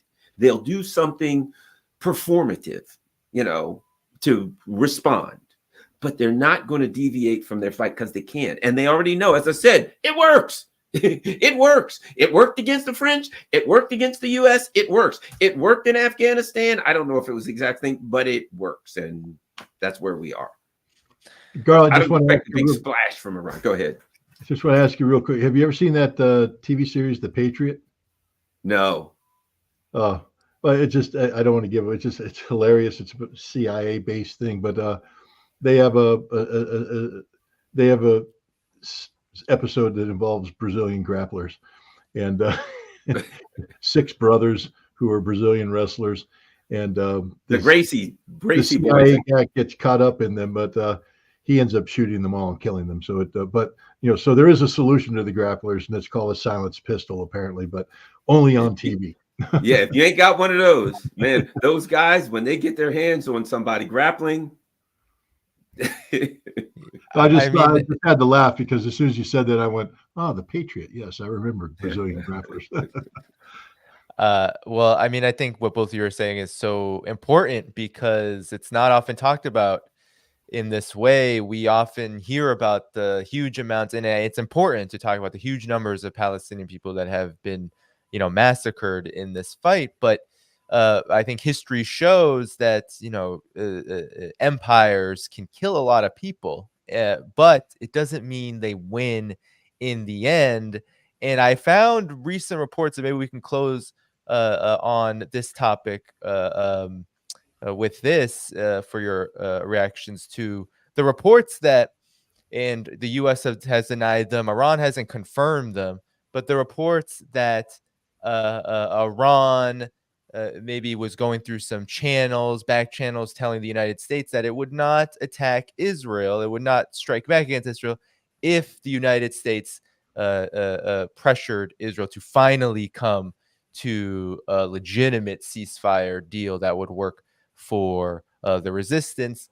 And of course, the United States has denied it. But the fact that Iran is even in a position for that to even seem plausible feels, or at least it gives the sense that what you two are saying, the way that Iran and the axis of resistance are fighting this method of warfare, this method of resistance, it works, it's working, and it may not always look pretty, but it's really about the results in the long term. Scott, any comment on that? I mean, I've read those reports. I would say that I mean, anything's possible, but I cast a great deal of skepticism on these reports. Again, first and foremost, Iran has to reset deterrence. So the idea that Iran's going to allow this attack against Iranian soil, because that's what a consulate is, and that there will not be retaliation, I think is just absurd. That there must be not just retaliation, but demonstrable retaliation that reestablishes the red line of deterrence, because Israel crossed it flagrantly. So I can't see Iran foregoing a retaliation against Israel. 2, it makes it sound like Hamas is desperate for a ceasefire. Hamas isn't desperate for a ceasefire. Hamas has rejected unacceptable ceasefire terms. I mean, if Hamas was dying and desperate, a drowning person will accept the life ring from just about anybody as long as it prevents them from going down. Bad deals have been put on the table, and Hamas said, "Pound sand, we're not doing it." Hamas isn't desperate. Hamas has a strategic goal and objective, and that strategic goal and objective has been, supported by the axis of resistance, including Iran. And so I don't see Hamas. I mean, Hamas would be telling the Iranians, "Stay out of this, man. We got this thing. And that's what they've been telling everybody. Stay out of it. We don't need your help. We've got this. I mean, whatever you've been doing to help us, keep doing it. But it's not like we're failing and you have to come in." Guys, I just want to point out the Israeli army withdrew from the vast majority of Gaza the other day. how bad can it be going for Hamas? I mean, I know 33,000 dead Palestinians. So they were always going to die. I don't mean to be too callous here. A lot of people have jumped on me for this one, but guys, wake the blank up. All right. Do you really think Hamas are a bunch of school children that don't understand the reality of war? Do you think the Palestinian people don't understand the sacrifice necessary to achieve a Palestinian state? Do you not think any Palestinian realizes that if it weren't for October 7th, they'd be stuck in October 6th forever, that there would never be a Palestinian state? This is why I continuously bring up Charles de Gaulle and D-Day. He was briefed that there were going to be 80 to 120,000 French civilians killed to liberate Normandy. Not France, Normandy. To liberate Normandy, that many would be killed. Now, the good news is only 60,000 died. 60,000 French civilians died during the Battle of Normandy to liberate France. This is why Charles de Gaulle never went to a D-Day reunion, because he couldn't bear the pain, because he signed off on that. He knew that by going over the beach, by bombing Cannes, by bombing the railroads, by putting all that suppression down, that the French civilians were going to be slaughtered, and they were. If you don't think Hamas knew what Israel was going to do to the Palestinian people, then you live on la land. What is the Daya doctrine? Everybody knew it existed. Everybody knew about the massive retaliation, mowing the grass. Everybody knew that. Everybody knew that Israel was going to go genocidal. Do you think nobody knew that Netanyahu was going to bring up Amalek? Do you think this is the first time that a right-wing idiot in Israel brought up Amalek, brought up genocide? Do you not read the Bible? Do you not know what, and I mispronounced it, but it's not Purim, it's Purim, I guess, the holiday. You know what the holiday is, if they just had it, Purim. It's the celebration of Esther, in the Queen of Babylon, who flipped the script on the seed of Amalek, Haman, who survived because Saul didn't fulfill Samuel's demand to annihilate the Amalekites. He let King Agag live, and some. He killed King Agag, but some fled. And as a result, an advisor to the king of Babylon was saying, let's kill all the Jews in Babylon. And Esther flipped the script on him and killed him and all his people. They celebrate the completion of the genocidal command given to Saul from Samuel. This is part of the Jewish way of thinking, ladies and gentlemen. The normal Jews, the rational Jews go, don't worry about it. That's just sort of biblical overplay. But the right-wing people who are running Israel, that's in their flesh and blood. That's what they stand for. That's what they believe in. That's why Israeli soldiers are chanting, the seed of Amalek, we will complete the mission. That's why you have everybody in the Israeli chain of command talking about the Palestinians as being human animals, which means they don't have rights. They don't have anything. Hamas knew this and did it anyways. Why? Because it's the only way you're going to get a Palestinian state. You have to confront the Israeli Zionist entity, and you have to defeat it. And you can only defeat it on the battlefield. And that battlefield is on the ground in Gaza, but it's around the world. Show me one place that Hamas is losing right now. Show me one place Hamas is losing, and you can't. The Israeli army just withdrew from Gaza. Does that mean Hamas is losing? I don't think so. The International Court of Justice has heard a genocide case and found it sympathetic. Does that mean that Hamas is losing? I don't think so. Russia invited Hamas to meet with the PLO in Moscow to talk about post-conflict governance that's inclusive of Hamas. Does that mean Hamas is losing? Not at all. Hamas is winning this war. It's a horrible war, and the price the Palestinian people pay is unbearable. But it's a price that has to be paid if there's going to be a Palestinian state. And so I think we need to understand where we're at in this conflict right now. Israel is losing hands down. Iran knows it. Hamas knows it. Hezbollah knows it. Everybody knows it. The Israelis know it. But Netanyahu can't afford to say, okay, well, we've lost. Let's cut our, let's cut our losses. Let's regroup, because that means he has to leave being prime minister. Now comes the big part here for the Israelis. This is all about Netanyahu. This isn't about Israel. This isn't about existential survival for Israel.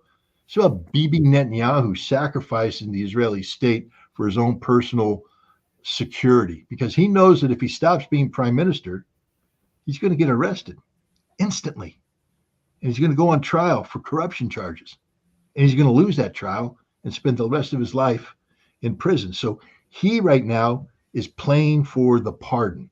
He's hanging on until he gets the deal cut. The deal that says when you resign, you won't be prosecuted. You can now afford to step away. But notice he is sacrificing Israelis. He's sacrificing Israel's standing in the world. He's sacrificing Palestinians, which he doesn't care about because they're human animals. But he's sacrificing everything, human life, human dignity, for himself. He's the ultimate narcissist. I mean, but this is what it comes down to. This is about Bibi Netanyahu. It's not about anything else. The moment Bibi Netanyahu steps aside as prime minister, 9/10 of these problems go away. You know, I saw an interview with a member of the Palestinian leadership, and they, went after him. They said, well, if you'd have done this, didn't you know that Israel was going to react like that and that lots of your people would die? And he brought up Algeria. He said they lost 6 million people to the French in their resistance of the French. And he says, in hindsight, should they have not resisted? Ultimately, Algeria is a free country now. They lost 6 million people. They understood when they fought that there was going to be a price to pay, right? So I think I'm with Scott. I listened to this guy say, look, we understood there was going to be a price to pay, but, in the long run, we'll never have freedom. And let me add this. I think Israel's destroyed. I think Israel's wiped out. I think it's over for Israel, because when this thing is over, ultimately, who's going to buy? I mean, who's going to buy? The only way you'll be able to sell something from Israel is that if you take off the Made in Israel stamp and change it to something else. They will boycott a supermarket if they sell a single date from Israel. No one's going to want to buy, Israel's high tech. The software, the hardware that they sell. Who's going to want to buy Israeli software? They'll, people will boycott their companies. The people who live in Israel, they ain't going back. It's not going to be safe. Their economy shot. So really, they're paying a high price, but history will show that they punched a hole in Israel below the waterline, and I don't see any way that Israel doesn't sink to the bottom. So in the interest of time, maybe we can move on to one final subject. I know, Garland, you raised a very important Global Times editorial, which comes in the context of Sergei Lavrov's, the foreign minister of Russia, his trip to meet with Wang Yi, foreign minister of China. And this is leading up to Putin-Xi summit in May, which will be Putin's first visit abroad since his re-election. Now, as this is going on, of course, NATO, Jens Stoltenberg, our good friend, has warned us all of a dangerous alliance that is brewing and forming between Russia, China, Iran, and the DPRK.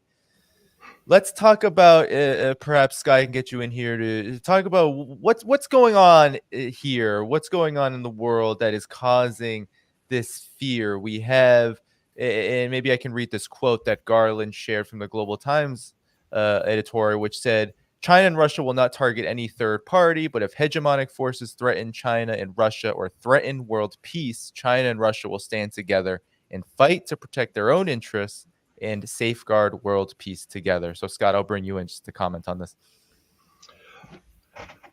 If you recall, when Putin and Xi met on February 4th of 2021, 2022. 2022, yes, right before at the Olympics. At the Winter Olympics. They published a joint statement, 5,000 some odd words. But one of the things was that they have a relationship that's stronger and greater than any treaty, that a treaty is binding and it's containing and constraining, that a treaty has limits. They said our relationship's without limits, and that our relationship will grow and develop as the situation warrants. So first of all, we need to understand that for people who tend to be dismissive of declarative policy in a world that's governed by written agreements, formal agreements, some people might be more dismissive of the Chinese statement. Don't be, because what China just committed to is stronger and more powerful than any treaty. Russia and China have just put the West on notice that if there's military intervention in Ukraine, it isn't just Russia that's going to respond. China will respond. How China responds, I don't know. But China's saying we'll be side by side with Russia. And if the West, and Garland and I have talked about this for some time now, if the West makes a move on Taiwan, it ain't just going to be the Chinese that are fighting. You got all them Russians up there, and they're going to come down. So, hey, you Japanese over there who make a lot of noise about, we're going to flex our Japanese muscles, and if there's a war in Taiwan, Japan might have to come in. Well, you might lose Hokkaido. So chew on that for a while. I don't know if they'll lose Hokkaido, but the Russians aren't playing games. Neither are the Chinese. And it's not just limited to their sphere of influence. Now they're saying, because again, let's take a step back and look at a global geopolitical picture. The Shanghai Cooperation Organization now includes Iran. BRICS, Iran. They're talking about a Trans-Eurasian Economic Union. Iran's plugged into that. Iran's plugged into everything. So now if we have a situation that blows up in the Middle East and Iran starts going to war against Israel and maybe the United States intervenes, what was that part about international security, threatening international security? Suddenly Russia and China may be coming to the assistance of Iran or any other place where the United States and the global and the collective West starts to stick their nose where it doesn't belong. This is a game-changing statement. It needs to be taken seriously by everybody, and understand that declarative statements like this, given the context of the Russian-Chinese relationship, have more weight than written treaty, because there are no limits. That's what they said. This is a relationship without any limits. And there's some people have been doubting that. The Chinese and the Russians don't get along, historical problems, the Russians are afraid, this, that, and the other thing. That statement says it all, and I think that statement speaks for itself. And the West better wake up to this new reality. Yeah, I agree. Sputnik also has an article. Lavrov says Russia, China agree to start dialogue on creation of Eurasian security. So it sounds to me like they're going to put together, I think what we're looking at is they're going to utilize their economic and diplomatic infrastructure, BRICS, SCO, etc., and they're going to intertwine that with some kind of a security apparatus. Not like the Warsaw Pact versus NATO, but some kind of. I think part of it will be. This is something I think they learned a lot from Iran. That Iran was able to do force multipliers, right? Iran was able to say, we've got certain strengths and certain weaknesses, but we got people over here on our side. We'll give them guns. We got missiles. We'll give some people here. That way, you're going to be afraid. You may feel that you can punch us, but you got to look over your shoulder. This way, is there a punch coming this way, that way? Does this guy behind me have a knife? Does that guy have a baseball bat, right? So I think that's why we're seeing a significant upgrade, particularly in the technical abilities of North Korea. I think we're going to see the Russia and China, along with Iran, build an axis of resistance that's going to include, look what's happening in the Sahel. I read something a while back that Ibrahim Traore, he's the young leader for Burkina Faso, mentioned that, we're getting a lot of military hardware. I've got some missiles that have come in. I've got some things that have delivered that's going to help me protect themselves. So I think traditionally, the US, France, or whoever would just go in and beat up some little African country and take what they wanted. Now you see what happened in the Sahel. A number of countries, Mali, Niger, Burkina Faso, come together and say, if you fight one of us, you fight all of us. I think what we're seeing is the building of a block of resistance worldwide to create an environment where, rather than having to fight the U.S. empire. The U.S. empire won't, I mean, what are they going to do? Okay, you won't do what we're saying in Africa, we're going to go over and attack you. Oh, you won't do what we're saying over here, we're going to attack you. They're going to create an environment where they can't fight everybody. And I think Russia and China are also making it clear. You guys are worried about the first island chain, second, third island chain, all of that. If Russia's, we got submarines, we got hypersonic missiles and everything. All of those are going to do you no good if you have to fight two superpowers. And let's face it, the U.S. military, everyone knows the U.S. can't take on Russia and China at the same time. And I think we're getting to the point where Russia and China are making it clear the days when you could fight one of us or threaten one of us is over. If you're going to fight, if you're going to threaten us, you're going to have to fight both. And you know you're not going to win that, so don't even try it. Yeah. Yeah. And Scott, I mean, I'm wondering about, because there's when I listen to someone like Jens Stoltenberg, or really anyone in the collective West, talk about this so-called almost like a new axis of evil forming, we both hear citations of the kind of almost like admitting kind of a military prowess that's being built up both Russia, China, DPRK, that these countries are actually becoming just more equipped. They're working together and they're becoming just more equipped to defend themselves. But they're, of course, framing it. NATO is framing it as a problem, a danger to, of course, the rules-based international order.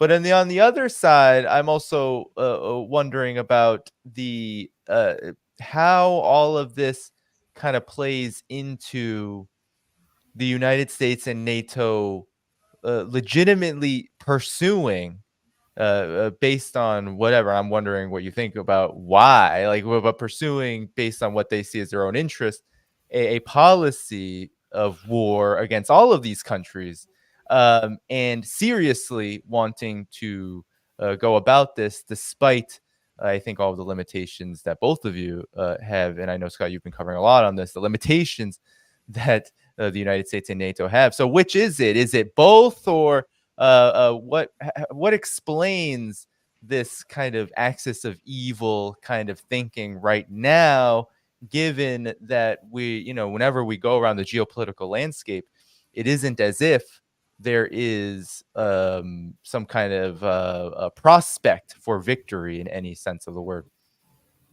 Well, there was a time when the United States could walk the earth like Charles Atlas on a beach. I don't know, I'm giving away my age, but Garland, you're the same age as me. You remember the matchbooks, and you'd open them up and they show the little skinny kid getting kicked sand on the beach, and then he rode away and he lifted weights and he became Charles Atlas on the beach, and he's a muscle man and all that kind of stuff. There was a time when America could do that. And when a strong guy walks into a room full of people who aren't as strong, he just has to sort of hint that he wants something to happen and it falls in place. There was a time, especially at the end of the collapse of the Soviet Union, end of the Cold War, where America was the sole remaining superpower. And so we thought that we could just waltz in like Charles Atlas, flex, get the girls, do what we wanted, and the world was great. The problem is we stopped going to the gym. We started eating too many chips, and we started sitting on the couch watching videos of how good we used to be, and we stopped training. And our muscles atrophied. We got fat. We got old. And meanwhile, other people are picking up the matchbooks and saying, this is how you get strong again. And so we were going around, and now the world is sitting looking at us going, well, we're not intimidated by you. You don't have any muscles when you flex. Our muscles are a little bit bigger, and we're not going to play this game anymore. And the United States doesn't have a plan B. NATO is militarily impotent. I mean, I had to laugh. I don't mean to pick on people, and if you're listening, this person, I'm not picking on you. But I got a comment. The Germans have gone insane. I said, really? Why? Because they're gonna send a permanent brigade to Lithuania. I said, good. Wow, a whole brigade. I mean, can they do it? Well, they've done it. I said, no, they sent a 20-man advance party of the command element that's going to go there, set up a headquarters, start drinking beer, eating schnitzel, getting fat. But, it's the Germans. They can barely support the reinforced battalion that they have in Lithuania. They had to literally cannibalize all of their armored brigades that are left to come up with one battalion. Now they're talking about putting a brigade in there, so they're busy cannibalizing everything else. They get that brigade in there, the German army doesn't have anything left, nothing. So here's NATO again flexing a muscle. That's like me, instead of going to the gym, just getting one of those little wrist things so I can go, oh look, I got a muscle right here in my forearm. But everybody else is going, where's your legs? Where's your abs? Where's your chest? You got nothing to back that up. That's Germany. They're doing a whole bunch of this to get a little flex here, and there's nothing there. That's all of NATO. France is talking about deploying troops to Ukraine. I don't think they're going to do it now because it's been exposed as insanity. Russia will kill them all. But it's a brigade, 1,500 to 2,000 guys, a brigade. France can only send one brigade because they don't have anything else that's capable of being deployed at this time. The United States, the world's greatest military power, we got 100,000 plus guys in Europe right now. Poland asked us to send more. And the United States said, no. Why? We don't have anything to send. We would have to mobilize National Guard units for what? For how long? And once we mobilize them, understand they're earmarked for other things. There was a time when we were all pivoting to the Pacific. We had to get out of the Middle East so we could pivot to the Pacific. No sooner do we get out of the Middle East, Europe blows up. We pour troops in there. Now the Middle East is blowing up, and the Pacific's going, where's all the troops you promised us? Well, we're sending them here, there, and everywhere. All this talk about defending Taiwan, defending South Korea, where are the troops coming from? Is anybody familiar with the operational planning for instance, the defense of South Korea? We have to hold while we mobilize hundreds of thousands of troops and ship them to South Korea. That takes months. And that's the plan, ladies and gentlemen. It doesn't happen like this. Taiwan, we don't even have a plan. It would have to be taking the South Korean plan and modifying it, but there's no reception centers. There's no forces to fall in on. There's nothing there. In Europe, we deploy troops. There's nothing. This isn't like the 1980s where we had divisions worth of heavy equipment pre-positioned for troops to fall in on. Whatever we send to Europe, they got to bring everything with them. And then they have to sustain it, and we don't have the big logistic support anymore. We don't have it. Nobody has it. So you have NATO in there talking, Stoltenberg talking. There's nothing there, literally nothing there. And this is the reality of NATO. I mean, I think the Swedes and the Finns are starting to wake up to just how bad of a deal they got here by joining NATO, because now people are saying, well, now that you're in, you got to spend all your money on building up your military. But we joined NATO to protect us. But NATO can't protect you. So you're going to need to protect yourself. So, and plus, in order to protect yourself, you have to buy all the American airplanes and all the, because that's the only reason why we want you in, is so that we can justify selling you more equipment. And they're going, well, that's not a very good deal, is it? No, it's a horrible deal, one that's going to bankrupt you in the long term. But NATO right now is an empty suit. It's a house of cards. You huff and you puff, and it will blow down. So Stoltenberg can sit there and flex all he wants. Stoltenberg and flexing, two terms you wouldn't normally hear together. But this is the reality. NATO's got nothing. I mean, maybe Garland disagrees with me, but this is what I just think that NATO's purely an empty suit. Well, here's what I'll say. What we're looking at is this: the financialization of the U.S. economy. Simple as that. How does the U.S. make money now? And we don't get any of it, by the way. How do the billionaires make money? Through derivatives, through asset-backed securities. Who even knows what the hell those things are? I mean, you can figure out what they are, but in reality, they'll take some loans and they'll slice that into a bunch of other loans and sell parts of the loans they have, saying that's going to eventually pay X amount of percent. It doesn't even make sense. That's how they make money. Here's my point. You don't need factories for asset-backed securities and derivatives, so they close down all the factories. But you do need factories if you want tanks. You do need factories if you want shells. So the financialization of the economy necessitated a deindustrialization because those things weren't necessary. And once you don't have an industry, you don't have the military capacity. The reason we don't have a military capacity is because it requires industry. And so this is a result of the financialization of our, so they'll do all kinds of, man, they can make money all kinds of ways. They can rent this, they can come up with something new, student loans, they can prey on the students and get their money. They got a house payment at 23 and no house, right? All good and fine. That works. But if you're going to have kinetic warfare, somebody has to make a shell. Somebody has to make a tank. Somebody has to make a Jeep. We don't have the capacity to make that anymore. Now, can we make the planes and ships? Yes. But again, in a financialized economy, that's not a plane anymore. It's a product. It's not designed to be a weapon of war. It's designed to make a profit. The best thing, the best plane ever built in the United States was the F-35. Now, pilots say it flies like a piano. That's what the nickname is, that they call it the flying piano. It flies like a piano, and pianos don't fly. But it makes them a fortune. As a product, it's made them like $1.9 trillion, the best plane. As long as you don't need it to fly into harm's way and to attack your enemy, it's the best thing you could ever happen. So the financialization of our economy has created a dynamic where the United States can't possibly go to war, where even our military products are not designed for war. They're designed to make a profit. And that's what, now they're really good at profits. Even that, if you think of the discussion they had, right?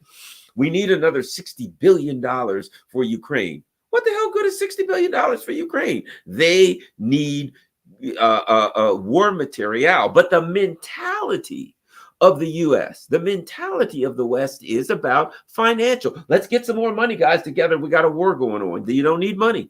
You need weapons. So I don't see a financialized economy being able to fight a war now, and it's getting weaker, and it will continue to get weaker. Yeah. Yeah. And I think that's why we also see the United States and NATO relying so much on economic warfare. Speaking of which, just real quick, and maybe your closing reactions to when you were talking, Garland, it reminded me, Janet Yellen was just in China for the second time. She didn't bow this time, I don't think, but she was in China. She met with top officials, and here's what she had to say. I know, Garland, you've commented on this, but maybe we get Scott's first reaction, because I think everything you guys are both saying is so true. There's this hollowing out of the United States, of NATO on all spheres, and I think it shows a real decaying empire that is, there's a lot of folks in the elite that want to kind of just make as much money as they can before this whole thing falls down. But this is what Janet Yellen had to say after she visited China. Now we're seeing an increase in business investment in a number of new industries targeted by the PRC's industrial policy. And that includes electric vehicles, lithium-ion batteries, and solar. China is now simply too large for the rest of the world to absorb this enormous capacity. Actions taken by the PRC today can shift world prices. And when the global market is flooded by artificially cheap Chinese products, the viability of American and other foreign firms is put into question. So much for the free market. Scott, your reaction. What do they want? I don't understand. I mean, we have sanctioned China to death. I mean, let's understand that the Chinese economy today, just like the Russian economy, what's happening with China and Russia isn't the natural course of development. It's development that takes place because the United States has impeded the natural course of development. We've blocked access to resources. We've blocked access to financing. We've sanctioned this. We've tried to shape things. And as a result, the Chinese have reacted and the Russians have reacted jointly to create a system designed to defeat the American way of doing business, because the American way of doing business was all about choking China off, eliminating competitiveness, etc. we've created a monster. We've created Frankenstein, and now we can't control it. I have no sympathy for Janet Yellen. I have no sympathy for any American businessmen, anybody out there, because you've allowed this to happen. You've allowed these policies. You're the one lobbying and saying strangle. Do you really think the Chinese are going to suffer when we shut down TikTok? If we shut down TikTok, do you think they suffered when we played games with Huawei? Hawaii, I can't pronounce that word. Daddy, help me out here. Huawei, just Huawei. Yeah. But the point is, China rolled with the punches. They're going, you think the Russians, we do stupid things, and the Russians go, okay, well, I guess we're going to have to do something to counter that, and they do. What did she want? What did she expect? China and Russia have created an economic system that is designed to overcome anything and everything the Americans can throw at it. Meanwhile, where we're trying to choke them off, their system is designed to exploit the weaknesses that have developed in ours. She's 100% right. America is not the global economic, change machine. What America does, the world. China is. China can hit a switch here and bad things happen there. They can hit a switch here and good things happen there. China's the shot caller right now, and it's. I guess it's difficult for the United States to wake up to that reality. But we have nobody to blame but ourselves. Had we engaged with the Chinese in a normal fashion, we'd actually have more leverage than we do today because there'd be connectivity. And the Chinese would be more inclined to talk to us and listen to us because it would be in our mutual interest to have that dialogue. But when we seek to isolate them, don't be surprised when Janet Yellen comes that the Chinese receive her and then shoo her away and don't give a damn about anything she said. Because I can pretty much guarantee you this. There ain't a Chinese official today losing sleep over anything that Janet Yellen said. But in America, everybody's losing sleep over what the Chinese told Janet Yellen. And look, here's the other thing too. The U.S. is building like some base on the island of Yap, an island so small. I looked, I couldn't find it on the map. I don't think it's on this map. $400 million, right? The U.S. is building bases in the Philippines. I know they bought some of the land for $500 million, right? They're building bases in Finland. Oh, look at that. We're showing the Russians, aren't we? We're building bases in Finland, right? And then they say to China, how dare you spend money on research and development for companies? You're artificially lowering the prices. Well, what happened? What would happen if those billions and billions of dollars were used for research and development here? To use to improve our infrastructure, improve our schools. So we were graduating more STEM kids like the Russians and the Chinese. So we take our money and we use it to buy a gun to put to the head of the Chinese, and we get mad at them because they're educating their children. They're doing research and development for their corporations. They're doing things that put us in a disadvantage only because we're not. Well, let me change this. I was going to say we're not smart with our money. It's not that we're not smart with our money. It's that our system, as it is now, is designed to extract money from the working class and put it in the hands of the billionaires. Our system has gotten to a point now where it only does one thing. It sucks money out of the working class like a vacuum cleaner and puts it in the hands of the billionaires. And so we say to China, hey, our system is not working and your system is working better than ours. That's basically what she said. Your system's working and we can't compete. And the Chinese were like, yeah, great observation there, Captain Obvious. Maybe you should, I believe it was Jimmy Carter a few years back who looked at China and he said like specifically that we've spent all this money on war. And they're building their infrastructure and they're doing all of this money. It's good. No wonder we can't compete with them. Think about what was it? $1.7 trillion was spent in Afghanistan. What if that money had been used to help get kids degrees in science and engineering and things like that? Perhaps they would have been able to make a cheaper washing machine or something. I don't know. But whatever, you get my point. We've wasted our money. We're paying the price. And now we want China to make a change and nobody's going to do it. We dug our own economic grave. Yeah, indeed. I think in this realm, it's all connected. We're seeing the decline in so many ways of this American empire, and I think one of the key signs of that is attempting to essentially bring down everyone with you in an attempt to hopefully kind of step over them once again, to step over a country like China again, like Russia again. The only way they can do it is to try to hurl all sorts of rhetoric and policies to try to make that happen, to try to bring them back. If I may add something else, and the American people know it. And that's why there's an attack on democracy, on attack on people's right to vote, on the ability to vote, on these machines, all of these things that are going on. The people are onto them. And the American people, if given the opportunity, will make the right decision. And now these same people who are at war with the world are also at war with the American people. They're at war with the voters right now because the voters are onto them. Yeah, I was just in a cab today on the way back, stuck in some horrible traffic. And the first thing, things are bad when the first thing the cab driver says is, man, we really need better bridges. We need more bridges. We need more roads. Why the hell is all of our money going to Ukraine and Israel? That's literally, there was no prompting. I was just sitting there. And then, we had a little bit of a conversation. But there is a lot on people's minds regarding this. But you guys, you spent a lot of time with me, so perhaps we can close out now. Everyone, before you leave, hit the like button.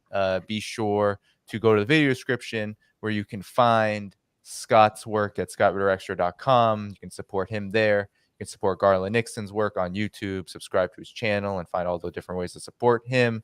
And of course, you can support this channel. There are many links in the description from Patreon, Substack, and more. Any final words, guys, before I put the end stream button into effect? I'm just looking forward to Thursday and seeing what Iran does, because I just think people are sleepwalking. You have a whole bunch of people out there, that just don't understand global conflict and things of that nature. You have a lot of pro-Palestinian people saying, man, Iran needs to attack Israel. No, they don't. They will probably, but they don't need to, and you don't want them to. And then there's a whole bunch of other people saying, Israel needs to retaliate and take Iran off the map. No, they don't.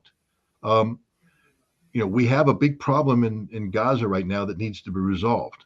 What we don't need is a regional conflict would have global implications. If Iran and Israel get into a knockdown, drag-out fight, it's going to go regional real quick. If Israel threatens Israel/America threatens Iran's oil infrastructure, their energy infrastructure, the energy infrastructure of the region will go the way. Iran will shut down the Strait of Hormuz.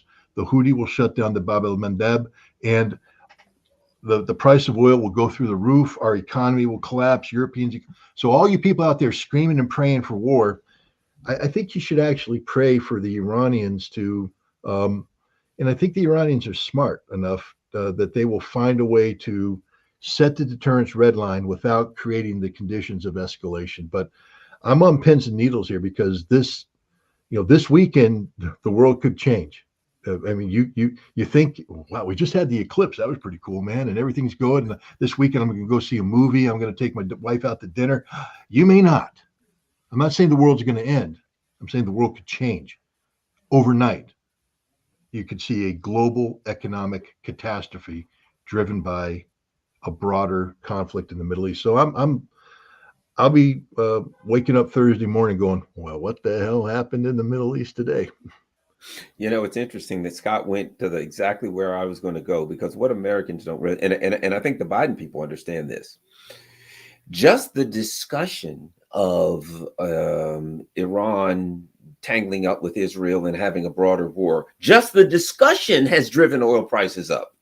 If in fact there were some kind of a conflict, even if the oil infrastructure wasn't damaged, the fact of the matter is that a lot of shipping lines wouldn't go in the area, and the cost of insurance would be so prohibitive. Either shipping lines wouldn't go, or would cost them so much to go, the price of oil would double. Americans, imagine what happens if you wake up tomorrow and it's $12, $14 a gallon.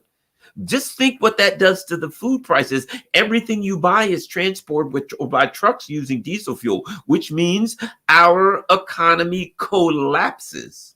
Absolute. We are in 1929. So the reality of it is, and I think the Biden administration clearly understands that. I think they understand that if something bad goes down there, that Americans can deal with a lot of stuff as long as they don't feel the pain. Americans don't like high gas prices. And for all of the stuff the Biden administration is doing, people go back and forth. They're arguing in it. Some are for more, against it.